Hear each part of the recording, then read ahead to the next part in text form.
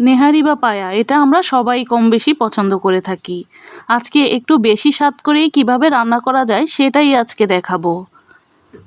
ভিডিওটি যদি এই পর্যন্ত শুরু করে থাকেন তাহলে একটি লাইক কমেন্ট ও শেয়ার করতে পারেন। তৈরি করার জন্য আমি এখানে 2 কেজি পায়া নিয়েছি। ভালোভাবে ধুয়ে পরিষ্কার করে নিয়েছি। এবার মশলাগুলোকে দিয়ে দেব 2 টেবিল চামচ আদা বাটা, 2 টেবিল চামচ রসুন বাটা, দিয়ে দেব 1.5 চা চামচ হলুদের গুঁড়া, 1.5 চা চামচ দিয়ে দেব লাল মরিচের গুঁড়া। ঝালটা কিন্তু যার যার পছন্দ অনুযায়ী নেবেন। ধনিয়ার গুঁড়া দিয়ে দেব 1.5 চা চামচ, জিরার গুঁড়া দেব 1.5 চা চামচ, 1 চা চামচ গরম মশলার গুঁড়া দিয়েছি, 4-5টি তেজপাতা, এলাচ, দারচিনি। এবার লবণ দিয়ে দেব স্বাদ মতো। এবার দিয়ে দেব পানি।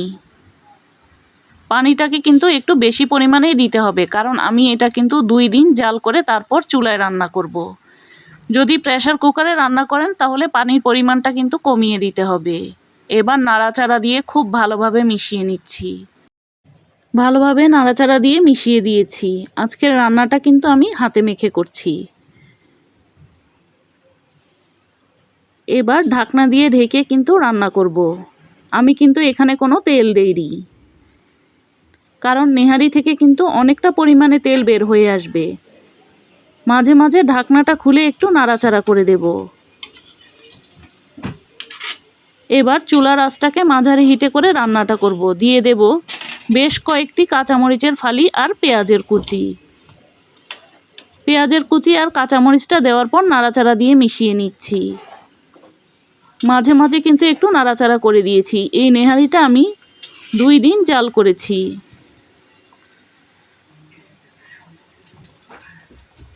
এবার দিয়ে দেব 1 প্যাকেট ম্যাজিক মশলা। ম্যাজিক মশলাটা কিন্তু নেহারিতে দিলে নেহারির স্বাদটা কিন্তু বেড়ে যাবে।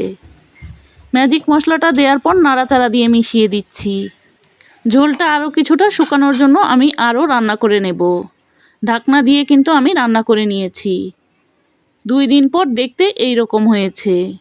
ঝোলটাও এখন অনেকটাই ঘন হয়ে এসেছে।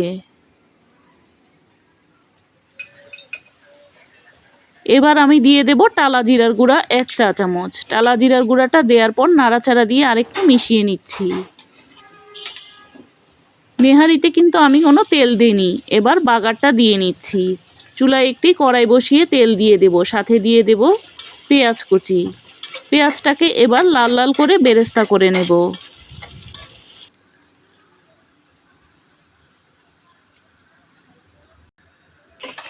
এবার বাগারটা দিয়ে দিচ্ছি। নেহারির মধ্যে বাগার দিলে কিন্তু খেতে খুবই ভালো লাগে। বাগারটা দেওয়ার পর নাড়াচাড়া দিয়ে মিশিয়ে দিচ্ছি। এখন কিন্তু নেহারিটা তৈরি। আমি চুলাটাকে এখন বন্ধ করে দেব। নামানোর আগে কিছুটা ধনিয়া পাতা কুচি ছড়িয়ে দেব।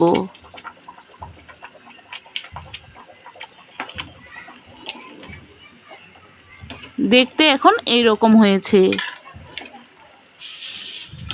চুলাটা আমি বন্ধ করে দিয়েছি। দেখে নিশ্চয়ই বুঝতে পারছেন কতটা সুন্দর হয়েছে। এবার পরিবেশনের পালা। এটা খেতে কিন্তু অসম্ভব মজার হয়েছিল। চাইলে এই রেসিপিতে একবার ট্রাই করে দেখতে পারেন। এটা কিন্তু কম বেশি সবাই রান্না করতে পারে, তবে আমি যেভাবে করে থাকি সেটাই আজকে করে দেখালাম। আজকের মতো এখানেই বিদায় নিচ্ছি। আবারও দেখা হবে নতুন কোনো রেসিপি নিয়ে।